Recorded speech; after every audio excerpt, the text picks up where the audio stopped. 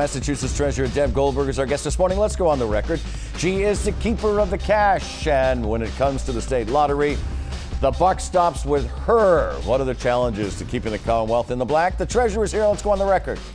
From WCVB Channel 5, the inside word from Washington to Beacon Hill. Today's newsmakers are going on the record. Welcome to OTR. I'm Ed Harding, along with News Center 5's political reporter Janet Wu. It's great to have you with us this morning. The day after Christmas, our guest is Massachusetts State Treasurer Deb Goldberg. She is a Democrat. She has held her current office since 2015. She's a Brookline resident and once served as a member of the Board of Selectmen. She holds degrees from Boston University, Boston College, and Harvard. Thanks for being our emphasized resident, because you're temporarily in Brighton right now, I know. And I love Which is a long story, I understand. Great to have you with us this morning. Thank you. It's good to be here with you and see you both live and in the flesh. Right? Happy holidays, and thank you for coming in during the holidays. So let's talk about what's uppermost in everyone's mind. The pandemic has affected every part of our lives. You yourself tested positive earlier this year, but the lottery keeps chugging along, even breaking its 50-year sales record. What's the overall psychology of this? Is it fair to conclude the lottery sort of thrives during a time when many gamblers were staying away from casinos? Well, actually, that's a very good point to make, because at first, the lottery took a real dive.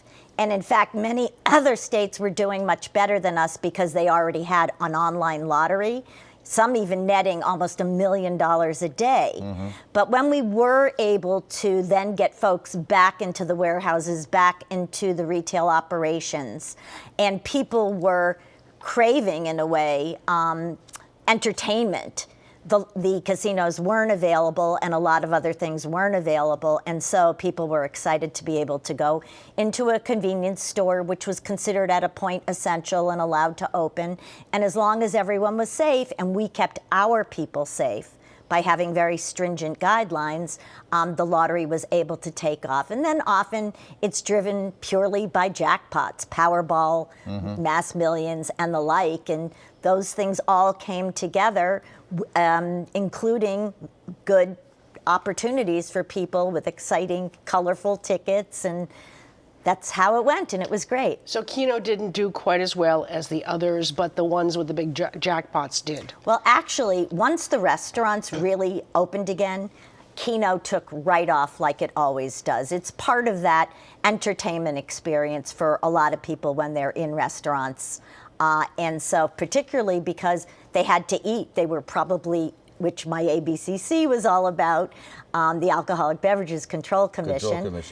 You had to eat when you were inside, so probably that helped stimulate Keno sales. Just out of curiosity, for timing purposes, did you see shifts in lottery play that start to open up after the vaccination, so people got vaccinated, and then you had the comfort or the confidence to go outside? Well, I think it started really before the vaccinations, yes. And in fact, if you recall, we had Vax Millions. Right, I remember that. Which actually wasn't a lottery. It was more like a sweepstakes.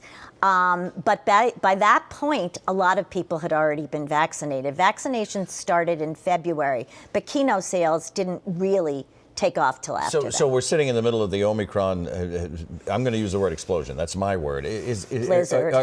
Blizzard, okay. Blizzard. Are we concerned this is going to, have to reinstate some restrictions, and perhaps that could, choke off or affect? I think it remains to be seen. And again, there's a concern. I think that you won't see the number of shutdowns that we saw last year, because there really isn't an appetite for it. And if, please, it proves to be, it may spread a lot, but if it proves for most people to not be as aggressive, because I can tell you, having had COVID, it was not fun. And I could really encourage people to get vaccinated and get it done, because this was not a happy experience. So I'm concerned. I'm concerned about the degree and the length of time. Another potential threat, Governor Baker is once again pushing to legalize sports betting, both at establishments and online. It already is legal in states around us, Rhode Island, Connecticut, New Hampshire. Will this threaten the Massachusetts lottery, since, for example, the Treasury would not have jurisdiction over this? Well, one of the things I want to say, I want to remind people that the lottery is not just a gambling operation. What it is a source of funds, not restricted, to every single community throughout the state. And that means people in the communities. So will sports betting threaten the lottery? if sports betting goes through, and it will be online, they really need to think about how to hold the lottery harmless. Casino gambling did many, many things to support the lottery, understanding that if they did not, they would then impact the lottery sales. So I think that when the legislature looks at this, they really have to think about how do we hold the lottery harmless so it's an even playing field, or we may face downturns in the lottery for resources that people have really gotten used to using. I know you've been urging for online lottery for a while. So if sports betting does get legalized, does this douse your hopes of that ever happening? Well, I don't think it has to be one or the other. I think that if the legislation goes through. But everybody's budget only has so much money. I for agree example, with you. So if you have online sports betting, I don't know if I have room in my budget for online lottery play. I totally agree with you, and I think that's something that as the legislature looks at what they're going to do, I hope that they remember that the lottery has, since the 1970s, been a very critical source of income for local communities, which takes pressure off the state budget. But there is sports betting around us, so are you urging the Massachusetts legislature no sports betting here in Massachusetts? I think that we should do everything that we can to generate revenue. We don't know how long federal aid will be coming in, and so it's a good idea, but it should hold the lottery harmless. As state treasurer, school construction projects are also under your jurisdiction. How has the pandemic affected those projects that were sort of in the pipeline for communities across the state before all of this started? Actually, the school projects have moved forward, and because construction sites are outside, I've driven by many of them, and they've continued to move. People still want to have their new schools. It's a long process, and so they haven't delayed. A perfect example is we have a ribbon cutting today in a local community, and Somerville had their ribbon cutting 2 weeks ago, and it's moving along, which means when we're finally through all of this and kids can really enjoy their schools, they'll be in an environment that will help elevate them to those 21st century opportunities. But what about the pipeline, no pun intended, about getting the supplies in so that these projects can move forward? Because there is a supply chain problem. There have been supply chain delays, but interestingly enough, most of the school projects,